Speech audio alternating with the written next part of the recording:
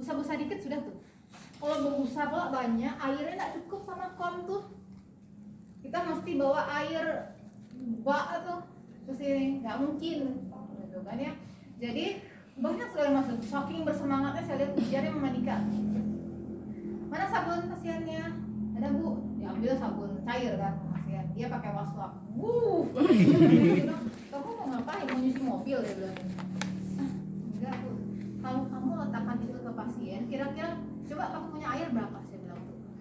Cuma 2 bu. 2 kom kebayangkan ya bentuk kom itu. Berapa lah airnya di situ? 1 buat yang bersabun, 1 yang buat bilas bu.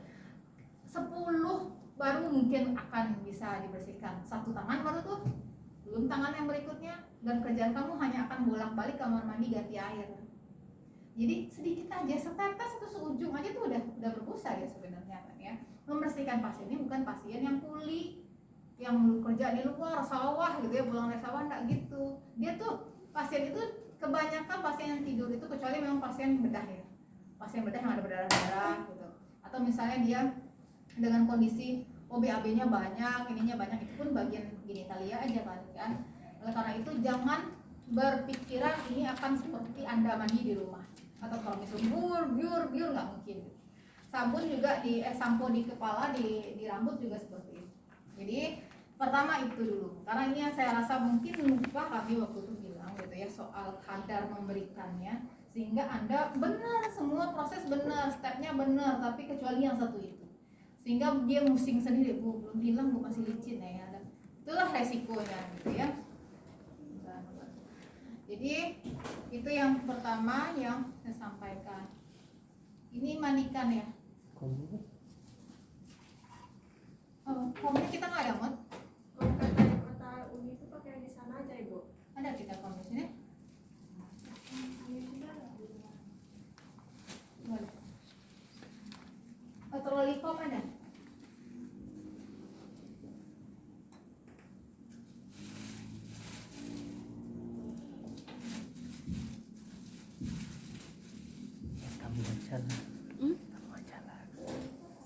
Nggak ada ya? Kalau gitu buka di HP masing-masing. Ini demi alat dulu. Kita mulai yang keramas dulu deh.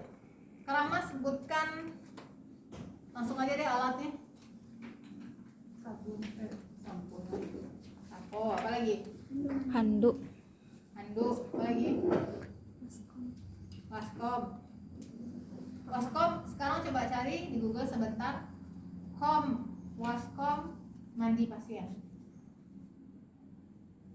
Cek aja itu. Coba lihat gambar, hasil pencarian gambar. Ada muncul? Ada bu. Gimana bentuknya? Coba lihat bentuknya. Nah, yang kayak di Rahmat yang ada trolinya. Coba lihat trolinya khusus kalau untuk mandikan itu. Buat nyangkutin kom. Nah, gitu. Sini saya lihat. Nggak usah, satu aja. Jadi kom ini ukurannya pun banyak. Jadi yang pertama dipastikan adalah sebelum mandikan pasien siapkan alatnya. Alatnya untuk keramas seperti yang kita tahu tadi, ada sampo, ada sisir kita butuh, kita butuh handuk, kemudian kita butuh air. Dalam kom ini ada beberapa ukuran. Yang jelas dia harus ada tempat nyangkut atau tempat letakinnya. Kalau lihat troli itu khusus dia, jadi kalau kita mau naruh dia ada 2 buah. Troli itu biasa selalu menyediakan untuk 2 buah. Atau ada juga troli alat. Dia tuh alat, sebenarnya ada alat yang lain, tapi di ujungnya tuh kayak ada lingkaran bulat. Kita tinggal bisa naruh di situ. Itu juga bisa kita lakukan. Kita berdayakan kalau ada yang troli alat seperti itu, ya. Jadi kalau tidak ada, di rumah sakit banyak kejadian kayak gitu. Komnya banyak, trolinya tidak ada. Pasien yang mandi di mana itu? Pasien mandi itu harus ada waktunya. Kalau sudah menunggu sampai jam 11 pasien baru mandi, nggak etis. Itu udah jam mau makan siangnya. Sehingga makanya dinamakan morning care. Habis perawat overrun, dinas malam pulang, dinas sebelumnya pulang, kemudian dinas pagi kerja. Yang pertama dia lakukan adalah bantu personal hygiene, kebersihan diri. Pas dilihat 15 orang pasien, ternyata 5-nya perlu dimandikan. Alat tuh nggak banyak. Troli mungkin cuma 1, komnya banyak, gitu ya. Skerennya juga tirai ini juga nggak banyak gitu ya. Beberapa rumah sakit ada yang bergantung kayak gini, tapi kebanyakan tidak, yang ada yang kayak dilipat-lipat itu, dan itu pun dia cuma satu. Nah pasien kan nggak mungkin, banyak kemungkinan hambatan kita memandikan pasien, makanya kita harus cepat mulainya. Paling lambat itu jam 10, setengah 11 kita mandikan. Kalau udah lebih ke siang, nggak enak bentuknya, dokter udah datang mau visiting, kita masih mandi-mandikan. Itu kan bagian kerjaan yang kotor ya, bagian itu kita akan ketemu dengan mungkin bau tidak enak, ceceran mandi dan segala macam, cairan banyak di lantai, nanti CS-nya entah kemana juga karena dia udah selesai kerja dia tinggalkan, banyak kejadian seperti itu. Oleh karena itu bekerja cepat, lihat kondisi itu, mana yang bisa diberdayakan. Kalau tidak ada troli, banyak kejadian yang orang pakai bangku aja, taruhnya bangku keluarga kan berdiri kan ya, Pak minjem bangkunya sebentar buat naruh ini, satu taruhnya di sini, satu taruhnya di sini gitu ya. Tapi dekatkan, kalau dua ada bicara nanti dekatkan pokoknya. Apalagi untuk memandikan, poin paling penting Gayung, waslap, aduk sudah tadi. Gimana sih kira-kira cara membilas rambut jadi seperti itu? perlak, pakai perlak. Pakai perlak yang dibentuk kayak talang. Itu yang jadi masalah. Terus saya lihat ini cukup nggak? Dia perlaknya beda. Perlaknya itu panjang, besar dan panjang. Ini perlak untuk mandi. Jadi dia itu lebih panjang. Saya ajarkan untuk membentuknya saja. Jadi kalau anak-anak mungkin cukup ya. Jadi ada perlak untuk mandi itu biasanya dengan ukuran lebih panjang. Kita bentuk seperti ini. Nanti kita taruh dia di bagian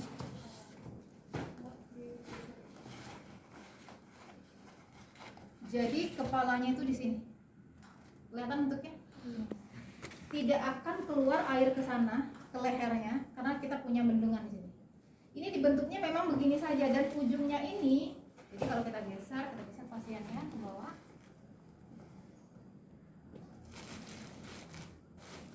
Pasien ini pertama kalau kita memandikan, keramas terutama, kita miringkan dia seperti ini, jangan sampai menjuntai juga ke arah pinggir, sehingga ketika kita menaruh ini di bawah kepalanya,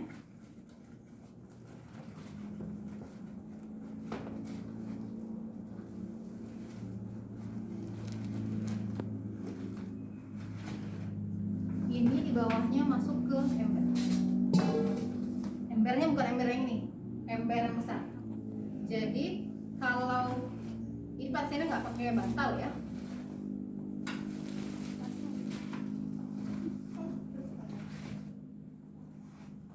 yang bahunya itu dinaikkan agar dia lebih nyaman pasien ini. Jadi dia dibuat mengikuti gravitasi, karena kalau enggak dia ngalir, tergenang airnya. Jadi diarahkan dia ke ujung, kayak persis kayak orang kerimbat sebenarnya. Tapi kalau kerimbat kan posisinya diatur ya, kalau kita kan di sini enggak. Sebisa mungkin kalau misalnya tempat tidurnya bisa yang diatur naik turun, agak tinggikan ke kakinya, sehingga air akan lebih begini turun ke sini. Yang jadi masalah itu adalah membuat talang air ini, karena kita berupaya gimana air nggak kemana-mana, airnya itu nggak basah ke pasien, nggak basah ke kasur, nggak juga ke bawah jajaran. Jadi kita buat dengan talang seperti itu. Talang ini tidak bisa karena dia nggak panjang, harusnya itu dia panjang, jadi dia tuh memang benar-benar ke arah bawah, mengalir air tuh ke tempat yang lain. Itu ya. Memandikan udah saya masukkan video kan di island? Ada ya. Nah, coba lihat di situ untuk kondisi membuat talangnya. Nah, ketika kita sudah membuat kondisi dan memandikan personal hygiene, jangan lupa kita pakai apron. Karena ini berkaitan dengan cair-cairan basah-basah gitu ya. Kitanya pakai apron. Ketika gunakan di sini. Kemudian setelah itu kita siapkan shampoo, kita pakai handscoon boleh, tapi yang paling wajib sebenarnya adalah waslap, sama kayak memandikan. Kalau untuk kepala mungkin masih bisa kita pakai handscoon saja, karena kita tidak berhubungan dengan kulit pasien, hanya rambut gitu ya. Jadi pakai handscoon saja, ditaruh sampo sedikit, kemudian kita bersihkan selayaknya kegiatan seperti di camper. Tak perlu saya jelaskan, tapi yang jelas kita bersihkan semuanya. Pastikan bagian ke bawah tidak basah, kalau perlu bagian telinga dikasih kasak atau kapas, bagian mata juga ditutup sama kasak sehingga nggak ciprat masuk ke matanya, nggak perih matanya. Kita kerjakan, lalu kemudian kita siram tuh emang kayak pakai gayung, jadi benar-benar kayak mandi, cuman airnya sedikit-sedikit gitu, sambil dibersihkan sambil kita sisir sama ini. Jadi rambut rontok, kotoran sampai semua yang menyangkut dan kotoran dan sabun itu langsung dibawa sama si sisir ke bawah sampai bersih. Sehingga kita butuh alatnya, sisir dari awal. Setelah selesai alat ini dibersihkan, ini tadi kalau misalnya pasien sudah disiapkan ada perlak, silahkan perlak yang untuk mandi juga ditaruh di bawah kepalanya, nggak apa-apa. Yang jelas ini untuk tempat air. Setelah ini dibersihkan, masukkan ke tempat kain yang kotor. Masukkan tempat kain kotor, ini dibuang air cuciannya. Setelah itu apa yang dilakukan ke pasien? Pasiennya kita taruh perlak, kemudian rambutnya dikeringkan, jangan lupa pakai handuk, dikeringkan dan perlaknya itu ditaruh di atas bantalnya. Setelah itu baru kita sisir, kita biarkan begitu aja dulu, pakai perlak atau pakai handuk. Dia handuknya khusus untuk yang di kepala. Selesai itu baru kita bisa kerjakan bagian memandikan yang lain. Makanya keramas karena dia paling atas, kita nggak akan ganggu dia lagi kan. Udah selesai, sudah selesai dia di atas, baru kita melakukan kerjaan yang lain. Ada pertanyaan untuk keramas?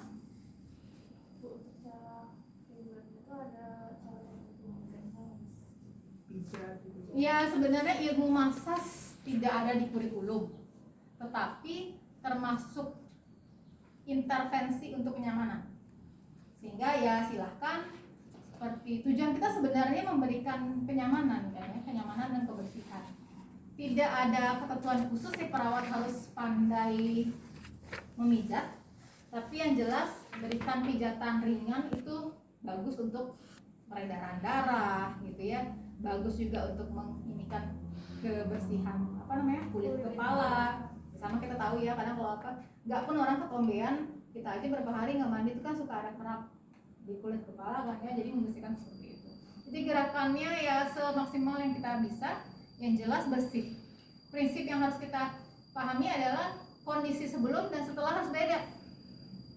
Kalau misalnya setelah mengkeramas putih-putih di rambut itu masih ada, berarti belum bersih gitu ya. Kualitas hasil kerjaan kita juga perlu kita perhatikan gitu. Lagi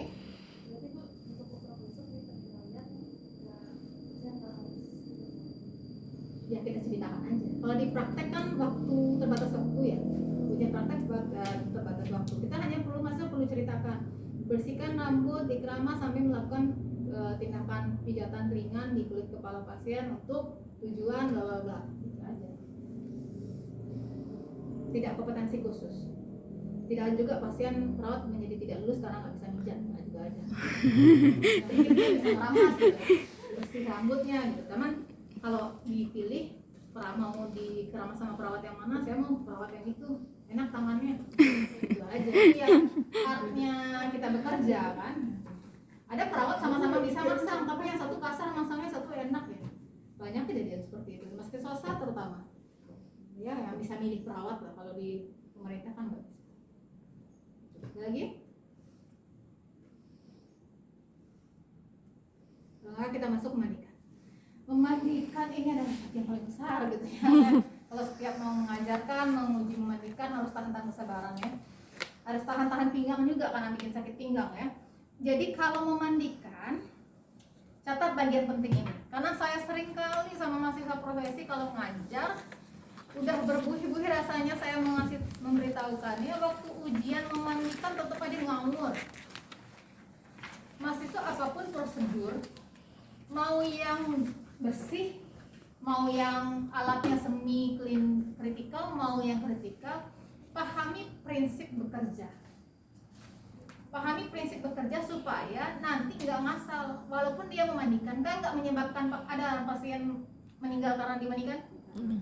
Kalau mandikannya pakai air es, Bu, habis itu dia dibiarkan lama-lama hipotermi mati pasien mungkin ya. Tapi kalau mandikannya itu bukan tindakan yang ekstrim. Tapi karena hal itu kadang kita bikin sepele. Ya kan cuma mandiin. Bisa lah, gimana kayak kita mandi di rumah gitu juga kita mandi. Ada prinsipnya pada memandikan pasien. Pertama, yang dibilang sama Rahmat tadi, prinsip pertama ini adalah tindakan bersih. Ada alat-alat penting yang kita butuhkan, walaupun dia kegiatan sepele, tapi ini bisa menyebabkan kekacauan di ruang rawat kalau kita sembarangan. Air kita ceceran di mana-mana. Pasien sudah dimandikan tapi dibasah juga kulitnya.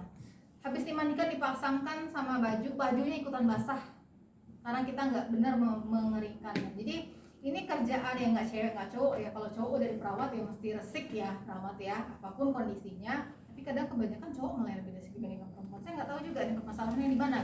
Tapi yang jelas, apalagi cewek, kalau cewek kerja rapi, gadis Minang harus sancak kan gitu ya. Kalau di jangan bluk gitu.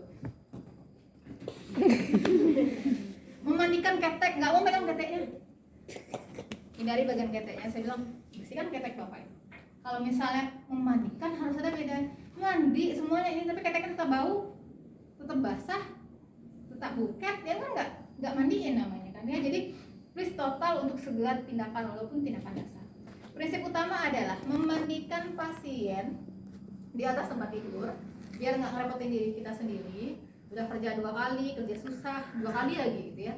Memandikan dari bagian yang terjauh. Paling sering jadi masalah tuh itu. Perawat yang Jamil berapa kali saya nguji sama gitu aja semuanya. Kalau komplain saya, Bu Tika, para profesi sekarang gitu, kenapa Bu? Apa sekarang udah beda ya cara memandikan? Kenapa tuh Bu? Kayaknya dia suka hati dia mandikannya. Keingat dia kepala, muka dia bersihkan. Keingat kaki, perut pula dia mandikan. Ada urutannya. Ya, urutan memandikan. Kepala, leher, lengan. Ingat lengan bukan badan. Lengan terjauh. Kalau saya dominan kanan, saya berdiri di kanan pasien supaya tangan kanan saya bebaskan gitu. Ketika saya di kanan pasien berarti bagian terjauhnya di sana. Terjauh dari tubuh perawat. Jadi kalau kita mandikan, kenapa yang terjauh dulu? Kalau saya mandikan bagian yang terdekat dari saya, terus saya kemudian mandikan yang terjauh, ini kan udah kena lagi. Ulang lagi bersihin di sini. Makanya bersihkan dari bagian yang terjauh dulu. Karena kalau sudah selesai yang terjauh, kita nggak akan kena dia lagi habis itu. Selesai. Jadi muka, wajah, karena rambut tadi sudah di wajah, leher, lengan terjauh, lengan terdekat. Lengan terjauh di mana dari yang paling bersih. Kalau kita asumsikan paling bersih itu di tangan. Karena pasiennya di tempat tidur kan dia nggak ngapa-ngapain. Keteknya lebih kotor. Sehingga memandikan pasien begini caranya. Ketek terakhir, jangan begini. Udah bawa ketek semuanya. Tangannya ya. Jadi terjauh dulu, terus terdekat, setelah itu badan, mulai dari bawah leher, dada sampai perut. Setelah itu dimiringkan pasiennya, bersihkan bagian yang punggung sampai di atas pantat, jangan sampai ke anus sekali. Karena kalau anus tadi di genitalia, gitu ya. Kalau kita sampai ke anus bersihkannya, pas habis kotor, udah kotor bagian yang lain. Jadi pisahkan bagian itu. Karena memandikan dan genitalia region beda. Setelah selesai itu, baru kita mandikan di bagian kaki. Kaki mandikan bagian terjauh dengan cara, kalau susah ini kan anak-anak ya. Anak kan selesai semua ya. Tapi kalau orang dewasa kakinya dari sini ke sono tuh. Jadi memandikannya ditekuk seperti ini. Kaki pasien. Terus dari yang bersih ke kotor dari sini ke sini. Cuci dari bagian sini ke sini. Karena ini nggak sama kayak tangan. Dia panjang. Jadi yang paling bersih bagian lutut. Bersihkan ke bawah, bersihkan ke sini sampai ke pangkal paha, jangan sampai ke genitalia. Selesai dibilas, selesai yang ini baru kita mandikan yang dekat. Selesai itu baru kita keringkan semuanya dan dipasangkan pakaian. Itu baru prinsip umum yang saya sampaikan. Kejadian yang paling sering mahasiswa kalau memandikan, ujian memandikan, Pak kita mandikan ya Pak. Karena lu mau habis tuh. Mana lagi ya? Ini dulu. Suka hatinya sampai nggak ada aturan. Jadi SOP itu karena saya bilang, tapi pas saya tanya dia tahu. Saya bilang, anggaplah namanya Rizky. Ki, ngapain sekarang Ki? Mandikan. Mandikan bagian apa? Habis dari kepala mana? Iya tangan bu. Tadi iya bu, dada bu. Ya kan? Tangan mana kan? Tangan itu jauh bu. Terus apa yang dipegang? Iya bu, terdekat ya. Kejadian paling sering banget tuh kayak gitu. Jadi karena mungkin nggak tahu karena grogi atau apa, sehingga prinsip itu tak mungkin kesannya sepele. Karena saya bilang tadi nggak menyebabkan kematian memang. Salah nggak kalau kita ini dulu? Mati nggak? Rusak nggak pasien? Enggak juga gitu. Cuman kerja kita menjadi tidak higien. Itu tadi ya, membersihkan, memandikan, tapi pasien tetap kotor karena kesalahan kita. Ya, itu utama. Apalagi ya? Terus yang sabun tadi waktu itu kan nanti yang keluar. Sabunnya itu secukupnya. Kalau mau ingin kan jangan begini, gitu kan ya. Ujungnya aja setetes saja. Besarkan dengan air, bersihkan pasien. Jangan berbuih-buih. Nanti pusing sendiri bersihinnya. Karena kita bayangkan lah, berapa lah banyak airnya. Tapi kalau saya bilang mahasiswa, kalau misalnya pasiennya minimal nggak kotor-kotor kali, dia cukup dengan 2 itu. Tapi kalau misalnya kotor, saya suruh ganti bagian yang paling kotor dengan yang baru, bagian yang agak masih bersih pakai ke bagian yang kotor. Nanti saya jelaskan prinsipnya. Kita langsung mulai ya. Jadi ketika memandikan pasien, yang jelas pertama kita pastikan kita mempersiapkan alat yang dibutuhkan.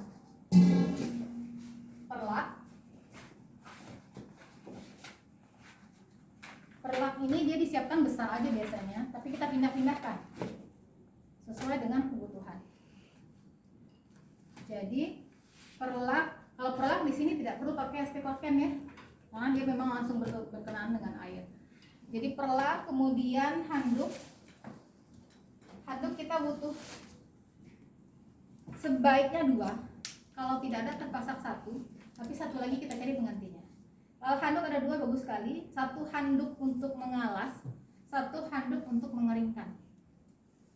Yang kita keringkan kita siapkan, ada penggantungnya. Kalau tidak ada kadang kita ya terpaksa memanfaatkan apa yang ada gitu ya.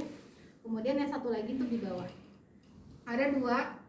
Kalau ada di troli biasanya ada yang jendol gitu. Ujungnya kita taruh di situ. Jadi ketika kita pakai, karena dia basah, hati-hati jangan naruh sembarangan. Saya paling malas kalau lihat mahasiswa habis menginginkan terus taruh ini ujung ini. Kebiasaan di rumah gitu kan ya. Kebiasaan di rumah jangan dibawa ketika di rumah sakit. Terus kita bawa ada baju pengganti, waslap kalau bisa 2, kalau enggak ya 1. Kalau 1 nanti saya kasih tahu gimana caranya. Sabun, kalau pasien sendiri enggak apa-apa sabunnya sabun batang. Tapi kalau misalnya dia bergantian, jangan pakai sabun batang pasien lain atau anggota keluarga yang lain ke pasien. Nanti mindah-mindah. Ya kita biasakan pakai yang cair. Setelah itu kalau habis mandi berarti kita butuh bed making. Siapkan saja dulu karena kita nggak mungkin nanti kemana-mana. Setelah itu kita langsung ganti. Ya, kalau apalagi sudah mandi pasti biasanya basah lembab sehingga kita harus langsung ganti, pasien jadi nyaman. Nah, kita siapkan persiapan ini, kemudian dibawa ke pasien dalam 1 nampan ini ya. Boleh kalau bisa kalau misalnya dia satu kegiatan, semuanya dilakukan dalam 1 waktu, boleh dijadikan 1 nampan besar seperti ini. Tapi kalau satu-satu ya per kegiatan saja. Ini udah nyempil semua, ini yang tidak benar jangan di apa ya, kita nggak butuh ini, mungkin maksudnya stick laken. Tapi kalau untuk ini kita baiknya yang perlak saja, kita tak perlu stick laken.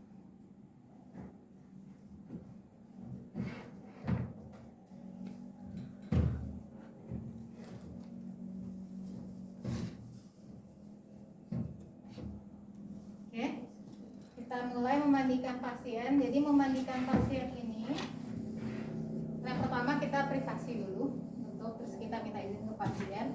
Pasien biasanya dengan kondisi tertutup kain panjang, ya, ataupun selimut. Kalau misalnya dia kain panjang, yang ada penggantinya, tanya sama keluarga pasien dulu. Ada penggantinya atau tidak? Yang lama itu kita pakai dulu. untuk selimut mandi. Tapi kalau nggak ada berarti kita yang siapkan selimut mandi. Selimut mandi itu sama kayak selimut yang panjang gitu ya, yang nutupin bagian tubuhnya yang tidak apa-apa basah. Makanya namanya selimut mandi. Tapi menutupi bagian tubuh ketika kita ingin memandikan. Terus yang kita lakukan adalah disingkirkan bantal. Jangan mandi dengan bantal di atas tempat tidur, nanti ikut basah bantalnya. Disingkirkan bantalnya dulu. Baik, saya izin ambil bantalnya.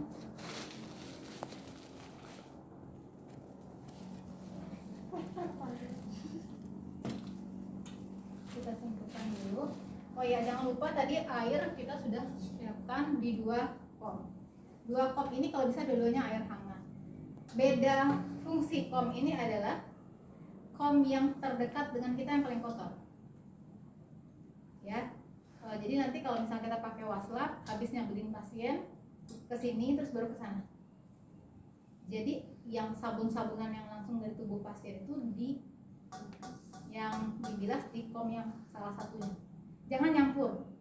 Kalau yang pertama pas tangan ini di sini, baru ke sana. Pas badannya situ, baru ke sini, nggak boleh. Urutannya harus sama. Sehingga ada kasusnya, ada status komnya yang lebih kotor. Kalau kita mau ganti yang paling kotor. Yang itu pindah statusnya ke sini. Yang baru yang lebih bersih ganti statusnya ke sini. Jadi biasanya kita namakan dengan kom yang kena sabun dan kom untuk bilasan. Kalau yang kena sabun berarti yang langsung membilas waslap ke sabun. Yang satu lagi waslap pembilas. Yang pasti beda statusnya itu. Kekotorannya beda. Lalu setelah itu kita minta izin pada pasien, kita bantu. Kepalanya tadi sudah selesai ceritanya ya. Rambutnya kita mulai ke wajah. Pasien kita siapkan dengan penawaran. Bapak, Ibu, saya izin untuk membersihkan bagian wajah. Apakah bagian wajahnya mau disabuni atau tidak? Perlu ditanyakan. Karena itu tidak nyaman bagi pasien. Atau mungkin pasien bilang, oh saya ada cuci muka khusus, ya udah pakai cuci muka khususnya, gitu kan ya. Jadi pertama kita siapkan 2 kom dan kita siapkan waslap. Waslap ini kenapa baiknya 2? Karena memang kondisinya satu akan menjadi pembilas dan satu yang akan menjadi terkena langsung dengan sabun.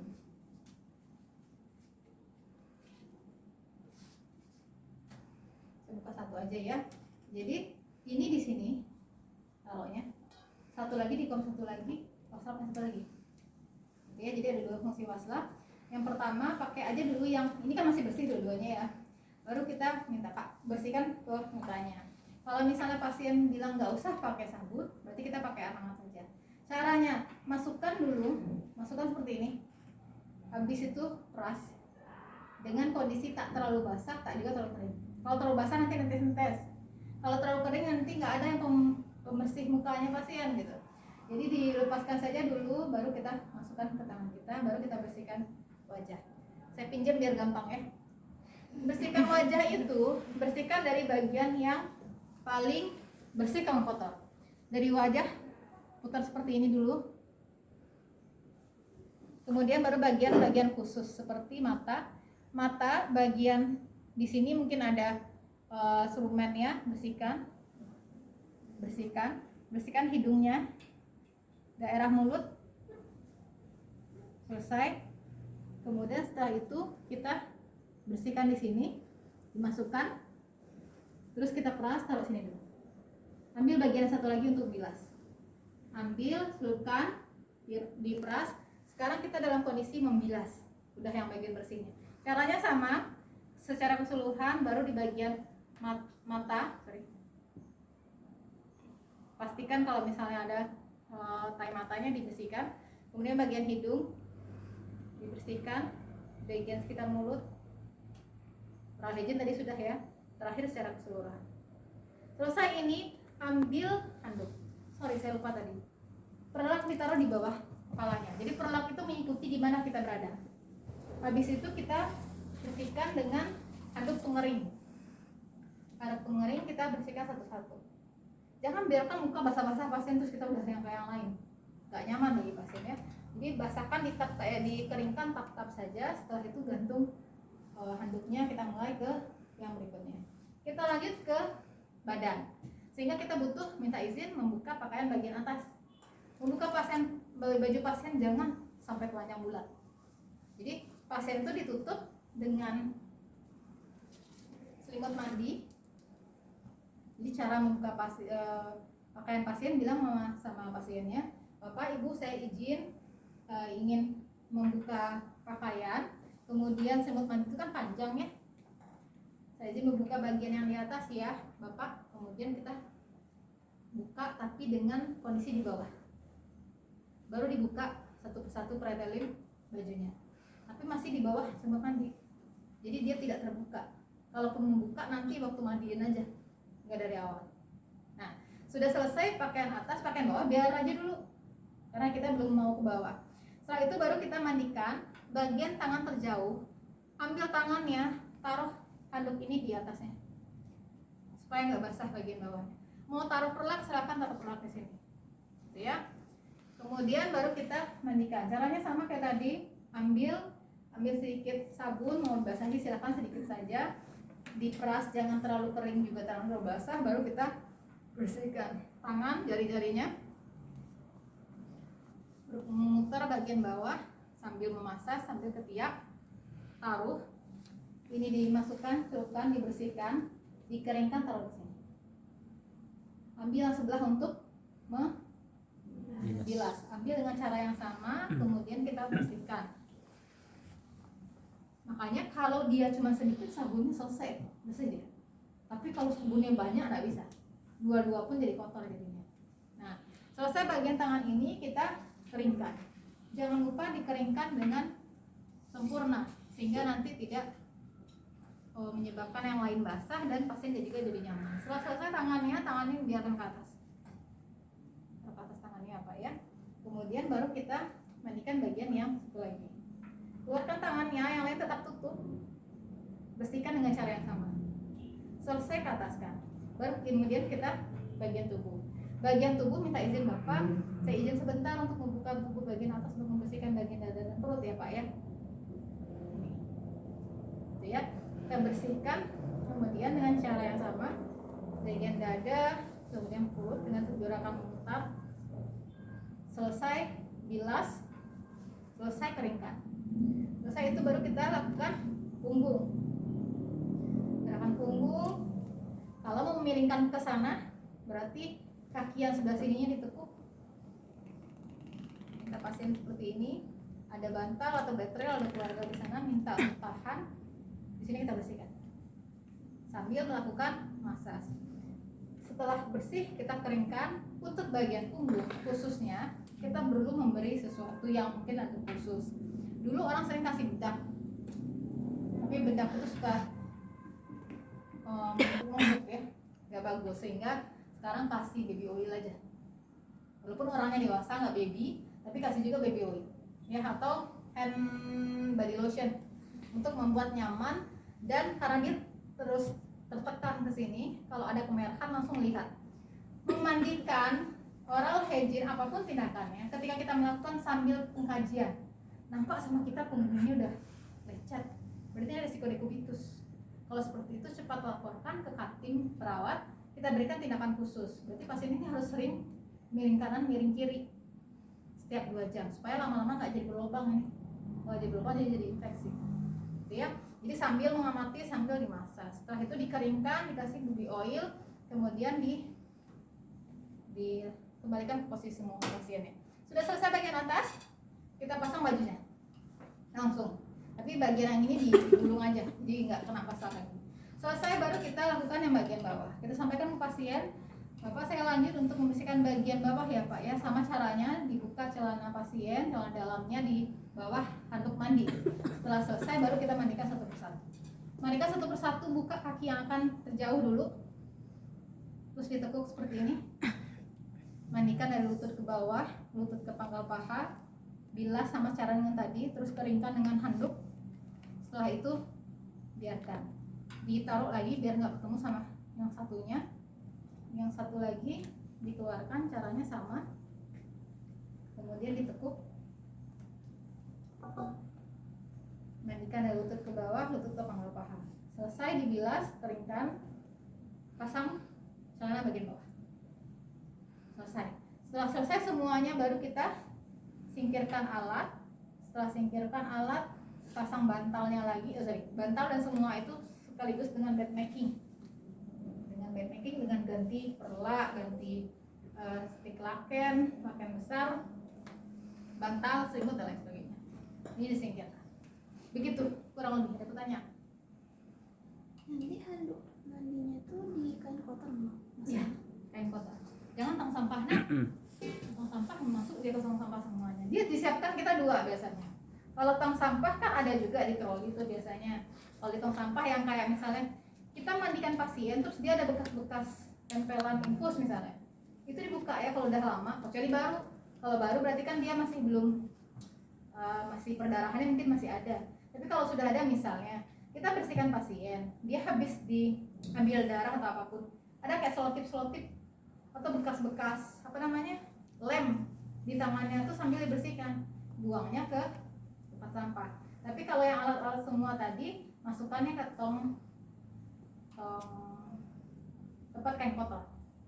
Jadi semua. Jadi handuk mandi, dan bekas pasien, apalagi stik laken kalau ada. Tapi kalau laken beda ya. Laken perlak jangan masukkan ke kain kotor karena dia nanti nggak dicuci. Perlak biasanya kita cuma lap aja, dikeringkan, diangin-anginkan, nanti pakai lagi. Karena ini bukan buat dicuci, kain buat dicuci masuk ke laundry gitu. Kebayang caranya?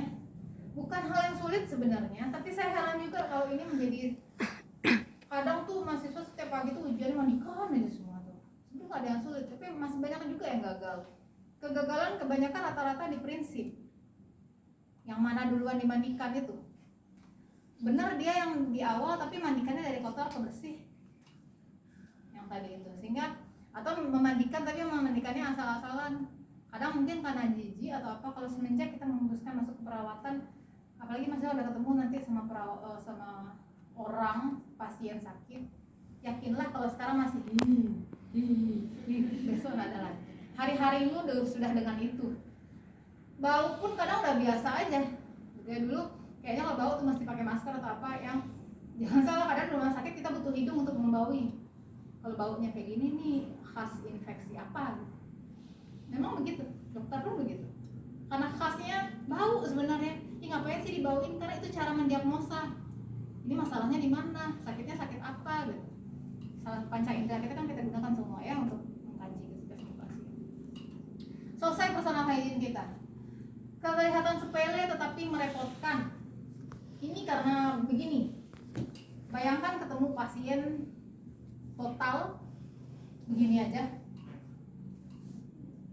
Keluarganya pun kecil, badan mungkin bapak-bapak, badannya gede gitu ya. Kita cuma sendiri, cobaan itu memang.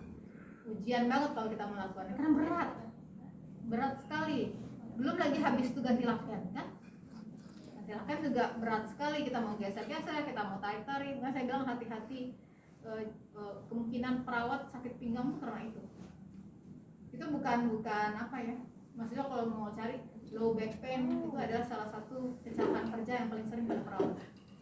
Umur sekian bisa, makanya orang perawat lama-lama itu jarang yang begitu lama di ruang rawat. Banyak perawat-perawat yang udah tua ditaruh di poli kadang. Karena sudah tidak sanggup lagi untuk melakukan hal-hal yang berat. Udah berapa tahun lah bekerja di rumah sakit. Itu secara fisik udah nggak kuat lagi. Kalau di poli kan nggak banyak ya. Tindakan kita cuma anamnesis, tapi kalau di ruang rawat kerjaannya begini. Atau kerjaan lebih berat. Yang lebih berat tuh kayak misalnya di trauma center, kayak saya pribadi dulu, saya pertama kali muncul itu adalah di trauma center yang MJ. Trauma center kan tempat orang yang patah-patah tulang. Rata-rata tuh dipakai orif begini nih, besi yang nonjol-nonjol tuh. Kalau kita mau bersihin luka itu ngangkatnya begini lah. Ini kaki anak. Kalau kaki orang tuh begini. Jadi bayangkan berapa berat badan kita untuk menahannya gitu. Dan rata-rata memang kerjaan yang lain pun kayak nahan, misalnya pasien mau turun, kita apa kan? Posisi kita nggak pas, kebanyakan tulang belakang kita jadi nggak bagus posisinya. Jadi selain hal itu, karena kita juga ada di safe patient handling juga kita pelajari kan ya, ada tata cara ambulasi yang aman. Jangan kitanya cedera, apalagi pasiennya. Yang kita khawatirkan kan itu. Kalau kita sebagai penyelamat, si penyelamat harus selamat dulu. Prinsipnya kerjanya seperti itu. Kalau kita mau nolong pasien dari infeksi, kitanya harus lindungi diri kita dulu. Kenapa? Karena kita dibutuhkan orang banyak. Pasien membutuhkan kita sendiri, tapi kita dibutuhkan semua pasien. Jadi oleh karena itu pertimbangan juga pekerjaan ini, karena personal hygiene termasuk yang butuh tenaga, energi banyak. Kalau rasanya tidak bisa sendiri, jangan nekat, minta bantuan. Kalau nggak ada, misalnya dinas saya cuma berdua bu, pasien teman saya juga lagi sama pasien lain, kan ada keluarga pasien. Kita bukan berarti, kadang ada ya di beberapa rumah sakit keluarga pasien komplain, perawatnya bersih-bersih malah ngajak keluarga, itu kan tugas dia. Itu yang perlu kita edukasi, jangan pula emosi pasien keluarga seperti itu karena dia tidak tahu, kan dia tahu prinsipnya. Tapi banyak kejadian seperti itu di rumah sakit swasta. Kenapa? Karena mereka layak hal, dia maunya tahu jadi, dia bawa orang tuanya, misalnya orang tuanya udah nggak bisa apa-apa, semuanya di pampers, ganti pampers, sekarang dia nggak mau ikut turun tangan, dia mau tahu pokoknya orang tuanya bersih, silakanlah perawat. Tapi kalau perawat di swasta kan juga dia fasilitasi dengan jumlah yang cukup ya, nggak kayak kita di pemerintah. Kalau kita di rumah sakit pemerintah yang dinas berapa orang, nggak begitu banyak, kadang-kadang pasien juga nggak berani komplain banyak ya, karena mereka mikir BPJS gitu ya. Padahal kita tahu BPJS itu sebenarnya kita nabung ya. Itu prinsip yang salah. Kalau BPJS dibilang kelas bawahan, BPJS itu sama kayak pensiun. Kalau misalnya pegawai nanti pensiun, dapat uang pensiun, jangan senang dulu, itu bukan bonus. Bukan senang dulu itu bukan artinya nggak bersyukur ya, tapi itu sebenarnya bukan uang yang datang tiba-tiba rezeki nongkrong. Kita tuh tiap tahun, tiap bulan kan udah dipotong uang gajinya untuk nabung di hari tua, kan itu prinsipnya. Sama kayak BPJS. BPJS itu asuransi, itu kan sebenarnya kita bayar di muka, kapan-kapan kita butuh kita pakai uang kita itu. Sama lah kayak BPJS kesehatan juga begitu. Jadi makanya kalau ada yang melecehkan BPJS itu sebenarnya salah. BPJS itu kan ada memang tingkatannya, ada sumbernya beda-beda. Kalau orang miskin kan ada yang biayanya ya, ada ada KIS-nya, ada subsidi silangnya, tapi setiap warga negara kita pasti ada. Tapi sebenarnya kita mengeluarkan uang untuk itu, bukan gratis loh. Jadi nanti kalau ada yang menganggap BPJS itu adalah, ini ada dua alur nih, BPJS dan umum. Orang umum diinikan BPJS nanti aja lah pelayanannya, nggak dikasih yang asal-asalan. Pas orang umum karena dia bayar langsung kelihatan uangnya gitu kan ya, dia dikasih yang pelayanan lebih bagus, kan sebenarnya salah. Itu hanya beda cara metode pembayaran aja. Termasuk kita perawat, apalagi kita perawat, jangan memperlakukan pasien begitu ya. Pasiennya BPJS nih, pasiennya umum. Beda cara kita menginikannya, bukan urusan kita. Karena yang menggaji kita sebenarnya yang utamanya nggak dia, yang membayar kita dengan segala sesuatu pertanggungjawaban kita ke rumah sakit, tempat kita bernaung dan bekerja. Gitu. Ada yang mau ditanyakan silakan. Nah itu bu, pas mandikan bagian atas tadi kan pas cowok kan dibuka semua tuh basahannya kan bu. Kalau pada cewek di bawah basahannya Nggak dibuka semua, yang pas bagian yang mau dibersihin aja. Enggak pas bagian badannya bu. Dibuka. Jadi kalau membersihkan bagian dada, makanya sebenarnya satu gender. Kalau ada bapak-bapak yang dimandikan, kalau ada perawat laki-laki, rekomendasi lebih utama perawat laki yang mandiinnya. Kalau perempuan, masalahnya kita kan perawat kita nggak balance ya, timbang. Jumlahnya itu kebanyakan kalau laki-laki ditaruh di malam gitu. Sementara mandikan itu di pagi hari. Otomatis ruang rawat yang pria, perawat-perawat wanita dong yang bersihkan semuanya gitu. Nah kalau wanita kebanyakan aman, karena yang mandiin juga wanita kan. Yang penting dijaga privasinya, minta izin, memang dibuka sampai bagian sini, dibersihkan bagian payudaranya, bersihkan semuanya. Dan jangan di bawah handuk mandi, nggak bersih soalnya, nggak kelihatan, dia cuma raba-raba dan juga tidak sopan. Jadi kita minta izin, ibu izin sebentar saya bersihkan bagian dada ya bu ya, saya buka sebentar. Tapi memang kita melakukannya dengan kondisi yang jangan bermain-main lah gitu. bersihkan cepat, habis itu bersihkan, keringkan, tutup lagi. Jadi tidak ada sepertinya kita mengambil celah untuk privasi pasiennya tidak terjaga, tapi harus dibuka. Termasuk genitalia kalau kita mau nyemprot kan ada kita di bawah buat nadi gini udah nih kayaknya enggak kan kita buka gitu, kita suruh dia mangkang kan malas gitu untuk membersihkan. Sama seperti itu. Jadi makanya dibilang prinsip memandikan itu adalah privasi nomor 1. Hati-hati kalau kita memandikan pasien, privasi tidak dijaga, pasien tidak nyaman, pasti tidak nyaman. Ya, siapapun yang nyaman, kita aja juga. Makanya kita tanya, mandinya mau sendiri, mau di tempat tidur dengan keluarga atau kita bantu? Kalau dia bilang enggak, sama ibu saya saja, tak apa-apa, biarin aja. Iya, kita siapkan bahan aja.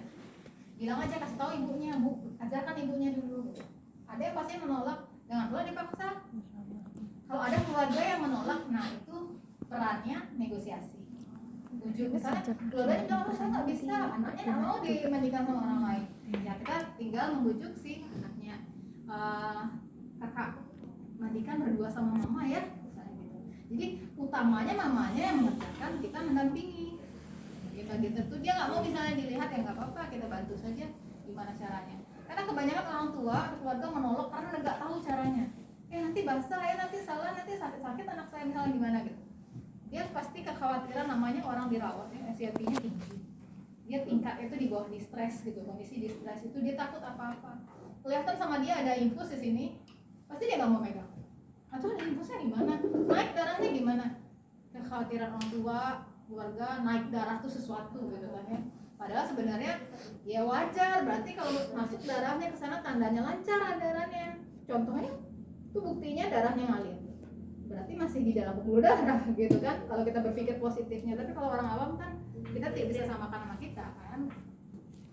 Orang bisa tuh sampai panik banget tuh, habis dari kamar mandi naik gitu, lapor kok, itu infus anak saya tuh, adik saya tuh darahnya naik, tadi dibantu sama perawat itu.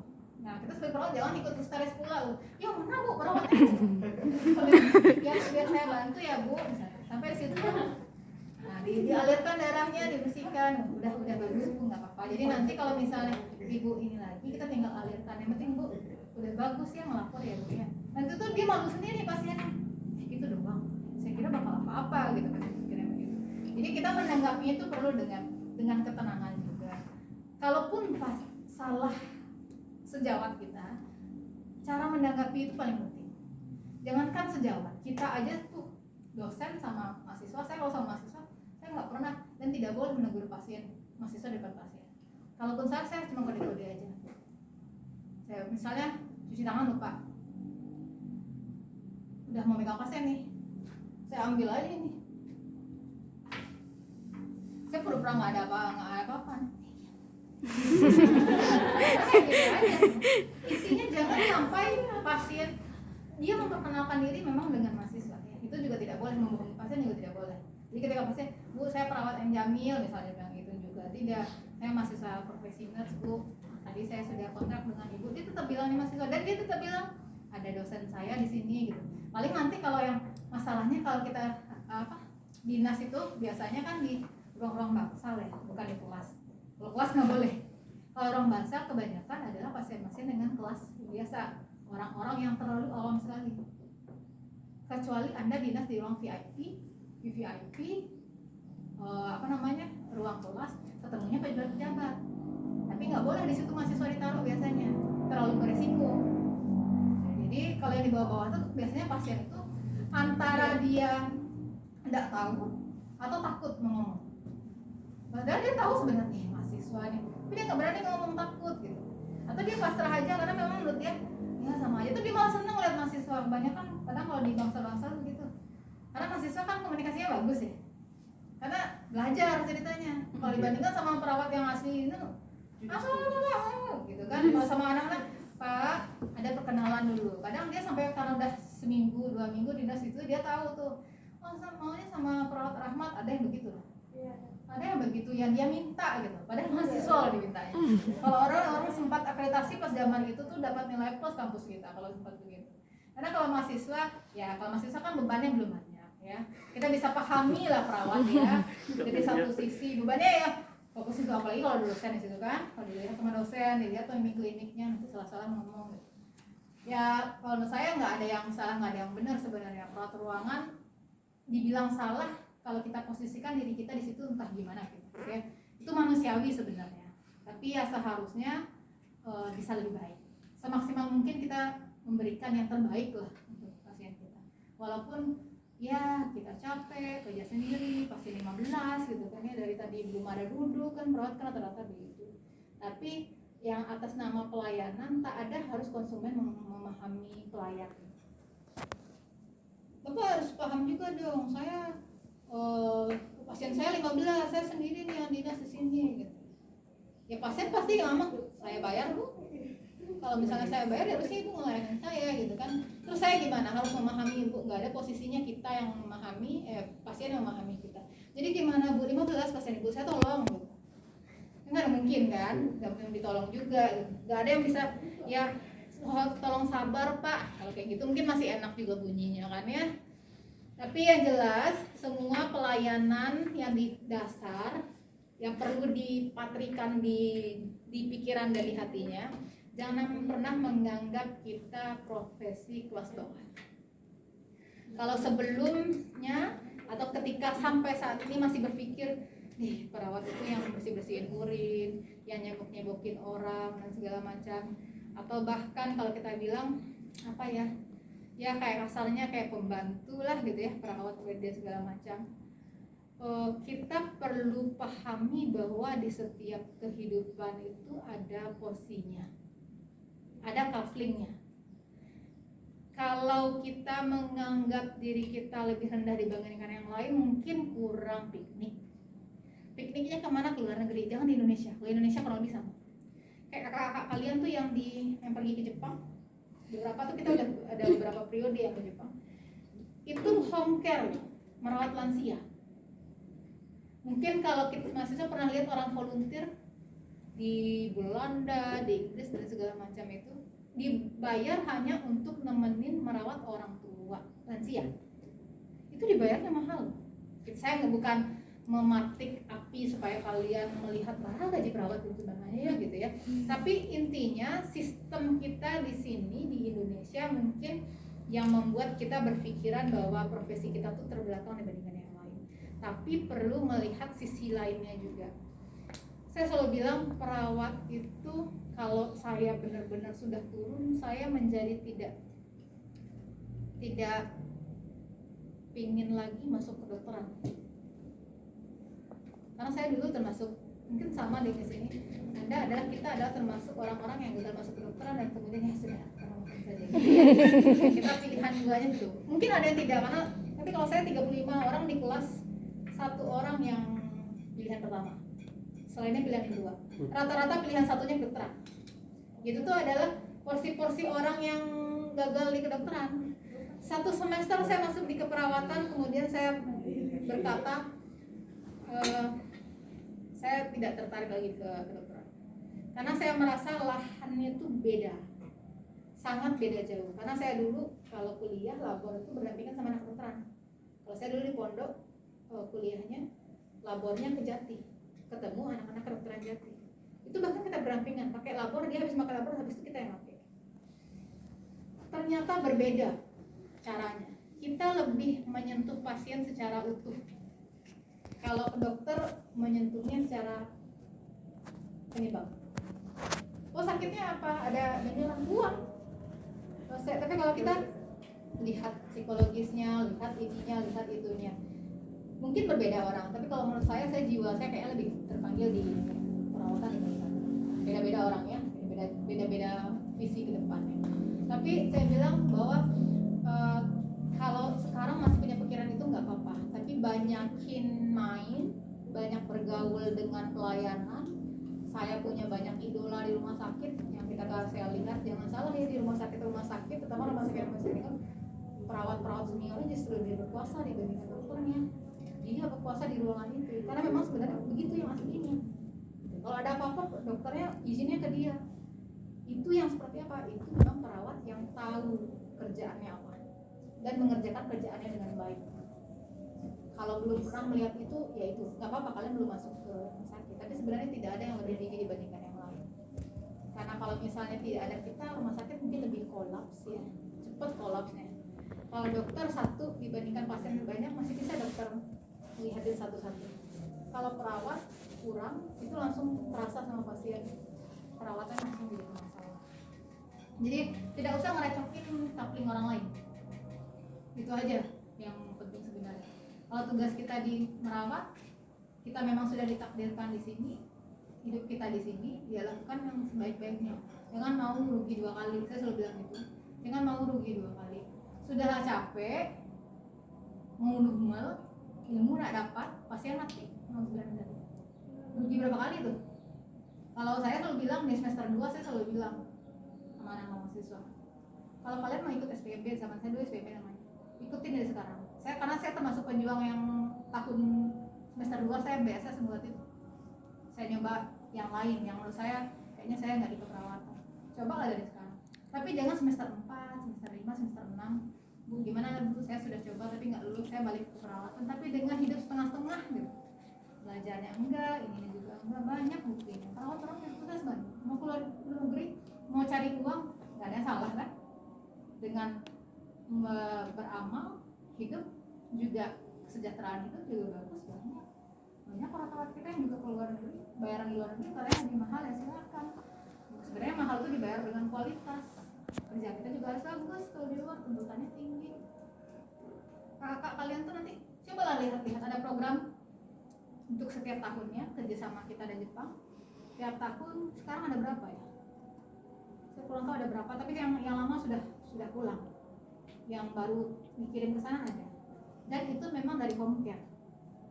Home care itu artinya bukan di rumah sakit dia kerja. Kebanyakan perawat Indonesia lulus dari sini nurse aja, kalian cuma punya nurse-nya aja, sudah bikin NIRA, sudah bikin surat tanda registrasi, bisa keluar, tapi kalian harus menjejal dari kerjaan yang paling sederhana di panti jompo, merawat lansia. 2 tahun bekerja baru dia bisa masuk rumah sakit, baru masuk registrasi nurse RR itu. Nah itu baru kalian yang udah bisa manajernya di situ. Kalau di bawah kita sama kayak D3. Jadi kita nurse di sini, kalau pergi keluar kita setara sama D3-nya luar. Kegiatan kita kegiatan dasar aja tuh, personal hygiene dan segala macam. Tapi kepuasan hidup ya namanya apa namanya? Keberkahan itu kan bukan hanya soal uang ya. Kalau di luar ya, di luar tuh luar biasa sekali ya kalau perawat ya. Penghargaan itu luar biasa. Karena itu bicara manfaatnya bagi kehidupan masyarakat manusia. Bukan soal kita terlalu sering mengotak-ngotakkan pekerjaan dan menganggap positif negatif gitu. Padahal kalau nggak ada kita, pasien kita nggak sama siapa dia gitu ya, merasa tertolong. Kalau bagi orang yang benar-benar merasakan manfaat perawat, ketika perawat nggak ada dia ini sekali. Banyak pasien-pasien di rumah sakit tuh yang kalau pulang tuh yang dicari nggak dokternya. Ya kalau misalnya dia cuma merawat beberapa hari ketemunya oke, tapi yang dirawat lama coba deh sampai hafal perawatnya itu siapa gitu ya, karena berjasa sekali, karena dia yang sehari-hari nemenin. Dokter kan cuma masuk, saya duduk, selesai gitu kan ya. Tapi kalau perawat tuh hari-harinya ditemenin ya. Jadi kenapa ini penting supaya mahasiswa jangan rendah diri dengan kegiatan Islam pertama. Karena banyak sekali di pikiran orang umum gitu, nggak masuk perawat ke pembersihan BAB orang misalnya gitu kan ya. Jangan ke situ mikirnya. Kalau misalnya dia di posisi itu, mungkin dia berterima kasih. Orang yang ngomong itu tidak terkira, mungkin mau bayar berapapun mungkin. Kalau tidak dengan perawat itu, saya nggak sehat. Gitu. Pertemuan topik terakhir 14 ya? Ya, jalan. Jadi kan tadi bilang kalau prosedur itu ganti alat telepon. Kalau nanti pas praktek apa diganti video sekalian atau cukup sampai Diceritakan aja. Karena kalau misalnya ujian Di rumah sakit pun Anda nanti mungkin semuanya akan mengerjakan banyak hal, tapi dikasih tahu silakan kamu lakukan semua yang pasien ini butuhkan, tapi saya akan menilai kamu di bagian mandikan. Di rumah sakit nggak boleh kita tinggalin pasien, mentang-mentang ujian memandikan habis selesai, padahal pampersnya belum ganti gitu kan ya, yang tinggal aja. Kenapa bisa jadi gagal kalian ujian karena itu? Pasien kan sama ini, cuma saya nilai di kan ada SOP tuh, jadi daftar nilai ini pakai memandikan, harus nilainya, tapi semuanya dilakukan. Belum Udah habis kan? Oh, lumayan. Kan tadi tuh urutannya pertama kemarin kan badannya ke sampai pinggang, pinggul. Habis itu kaki kan Punggung dulu. punggung kaki ditekuk dari lutut ke jari, lutut ke bagian atas yang genitalinya tuh terakhir. Iya. Jadi setelah selesai semua memandikan baru kita genitalia khusus, karena alatnya beda. Kita bersihkan alat itu dulu, baru bawa yang ada kapas ceboknya. Nah, makanya dan itu prinsipnya bersihnya itu memang bersih yang ke arah kotor malah ya. Kalau genitalia itu nggak sama mandi, kotornya debu badan sama kotoran urin tinja beda. Makanya selesaikan satu-satu. Kalau di pertengahan kalian ingat itu yang paling berabe itu alatnya ada, kalian kerjakan di tengah itu nggak bisa dilanjutkan yang ke bawah, ganti semuanya dulu, termasuk kita bersih dulu tangan kita. Berarti handscoon kita, wastafel kita ganti kan dengan yang baru karena sudah ketemu sama genitalia. Makanya genitalia itu tuh kalau di prosedur dia genitalia hygiene, memandikan, oral hygiene, beda skopnya. Walaupun kita lakukannya sekalian tapi dia punya alat prosedur sendiri. Jadi nanti kalau misalnya ingin melakukan ada kejadian diceritakan aja. Berarti kalau misalnya dapat konfirmasi kan yang oral hygiene sama genitalia itu diceritakan aja. Enggak diceritakan. Kalau dibalikan, kalau memandikan berarti kebutuhan hanya di situ saja. Kalau misalnya untuk lain ya dicek. Makanya ketika ujian biasanya kalian kan kasus, jadi kami tidak akan ngasih mandikan pasien, enggak gitu. Ada kasus kalian menentukan sendiri mau ngapain. Kalau gini pasiennya apa yang dilakukan pada pasien itu, ya jelas kalian sebutkan. Kalau begini pasiennya bu, harusnya pasiennya di oral hygiene, dimandikan sama genitalia hygiene. Oke, coba lakukan yang kita nilai sekarang, mandikan aja kata penguji. Mandikan yang dilakukan, lakukan yang kebutuhan lain tetap ada, tapi yang dinilai cuma satu. Fokus pokok satu pasien itu satu tindakan pada pasien. Berarti Rabu depan kita ujian. Iya, insyaallah. Rabu depan dan Rabu besoknya lagi. Oke, minggu yang pengganti berarti. Kalau kita kan cabut lagu. Nah itu saya belum ketemu lagi sama Bu Dewi. Kita mau pakai OSC itu atau kita mau cabut lot? Kalau pakai cabut lot ataupun itu sama-sama dikasih tahu apa yang diizinkan. Tapi kalau OSC dikasih tahu misalnya 4, 5 apa aja tuh tindakannya. Tapi kalau misalnya lot nggak dikasih tahu. Cuman yang apa-apa saja yang masuk, kayak ROM pasti nggak masuk tuh. ROM, pengaturan posisi, fisioterapi nggak usah, terapi oksigen nggak usah. Kita cari yang lebih fokus ke dasar. Yang pasti dasar tuh semua yang hygiene. Berarti yang kita bahas hari ini, tambah oral, tambah genitalia. Kateter, infus itu sebenarnya nggak dasar. Sebenarnya itu akan dibahas juga di KMP, tapi kemungkinan ada masuk. Tapi tidak lebih urgent, tak lebih prioritas dibandingkan ini. Yang paling prioritasnya ini dibandingkan dengan yang invasif. Dan backpacking. Itu dikasih tahunya hari H atau hamil berapa? Kalau apa saja mungkin keluar, hamin seminggu sebelumnya udah bisa dikasih tahu. Tapi kalau apa dapatnya ya tergantung lotan yang keluar, tujuannya apa. Kalau topik yang masuk adalah ini, saya jadi kami kasih tahu. Tapi kalau dapatnya apa di depan saya ketika ujian ambil lot, lakukan. Itu kalau itu prosesnya itu berapa menit? Apa? 16 kemarin. Berapa menit itu? Satu orang. Terus satu orang itu berapa menit? Satu orang tuh sebenarnya tahap kerja saja tuh 7 menit. Tahap kerja saja. Jadi makanya saya bilang ke mahasiswa, karena dia pasti 15 menitan rata-rata satu mahasiswa itu. Tapi biasanya saya gandeng 2, bed 1, bed 2. Saya duduk tengah-tengah, di sini mahasiswa 1, mahasiswa 2. Jadi sekali 15 menit itu 2 orang udah langsung ujian. Kalau nggak tenar 15 Apa? Sama semuanya. Sama semuanya. Kalau awal tenun pakai pasien tuh di atas ya bu? Nah, makanya sebenarnya bisa 4 masuk. Kalian tuh selalu pairing berdua pasangan.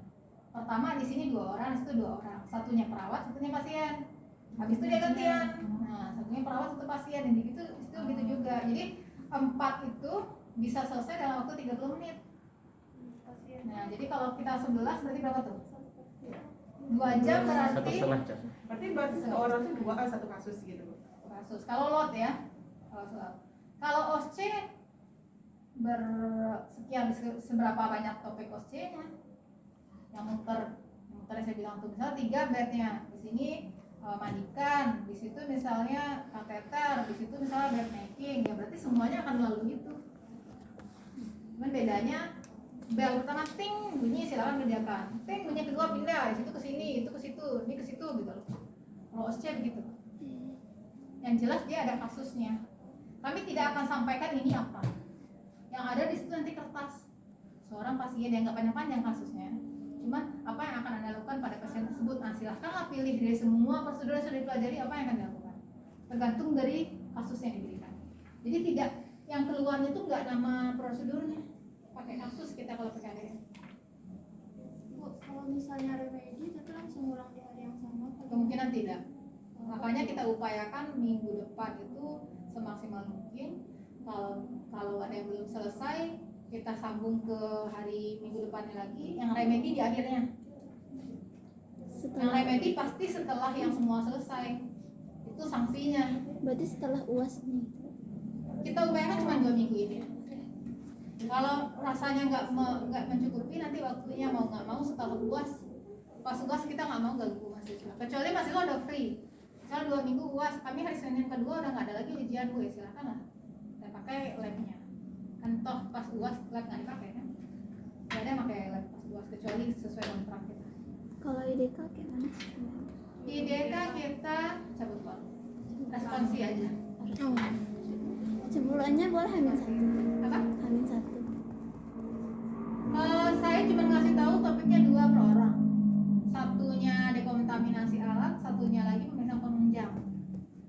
Apa subtopik yang akan muncul di lot, saya nggak ngasih tahu. Intinya semua yang sudah kalian pelajari semester 1, semester 2, dekontaminasi tentang apa saja, pemeriksaan penunjang apa saja yang sudah dipelajari di 2 semester ini, kuasai. Berarti satu orang dikasih 2 topik, Iya. tapi subtopiknya belum dikasih tahu. Iya, subtopiknya itu yang diambil di lotnya. Jadi ada 2 amplop dekontaminasi, amplop ini. Jadi masuk 2 orang, yang pertama sepasang 2 orang, saya minta ambil dulu yang dekontaminasi. Ambil satu, keluarlah apa yang mau diujiankan. Saya selalu bilang waktunya cuma 2,5 menit karena dia responsi, bukan tindakan. panjang gitu. Saya akan kasih pertanyaan, saya cuma bilang apa yang keluar di dalam lot itu, ceritakan apa yang Anda ketahui tentang itu. Ceritakan apapun yang diketahui, pengertiannya, konsepnya, prosedurnya, perawat harus ngapain kalau di pas kondisi itu gitu. Selesai 2,5 yang satu, pindah ke 2,5 yang lain, 2,5 menit berikutnya. Habis selesai ini, saya ambil yang amplop pemeriksaan penunjang tadi dekontaminasi, ini pemeriksaan penunjang, ambil satu-satu. Kebalikannya, yang ini duluan 2,5 menit pertama, setelah itu baru 2,5. Selesai. Gitu. Dan kita akan karantina nggak di luar. Jadi kalian nggak perlu bawa banyak barang, catatan saja boleh. Nanti masukkan ke tas. Jadi masuk tanpa HP, tanpa tas, taruh di luar. Setelah selesai 2 orang ini duduk dulu di sana, masuk yang baru. Jadi tidak ada kemungkinan untuk share informasi dari yang sudah ujian ke yang belum ujian. Topiknya itu aja. Dan juga nggak tahu dapat yang mana. Kalian kuasai semuanya, ada 1-2 yang nggak pas pula dapat yang enggak tuh. Iya. Apes berarti. Banyak kayak gitu. Jut hafal, pokoknya sterilisasi saya hafal tuh ini. Dapatnya bukan tentang sterilisasi gitu. Padahal sterilisasi sepanjang juga kan, panjang gitu. Tapi pas pula enggak itu ditanya itu bagian kecil, tapi itu yang tidak terbaca. Makanya saya selalu bilang baca semua. Lain namun sekilas baca, tapi kalau misalnya pernah baca tuh bisa ingat ke arah mana mau mengarahkannya. Tapi kalau benar-benar nggak baca tuh no clue, kalian tuh apa yang mengarang kan indah sekali mengarangnya kan, tapi ada nyambung sama sekali gitu. 2,5 menit itu panjang, pengalamannya panjang sekali. Kalau misalnya tahu nggak cukup waktunya, tapi kalau misalnya nggak tahu 1 menit, setengah menit lah habis, udah Bu, udah menyerah gitu.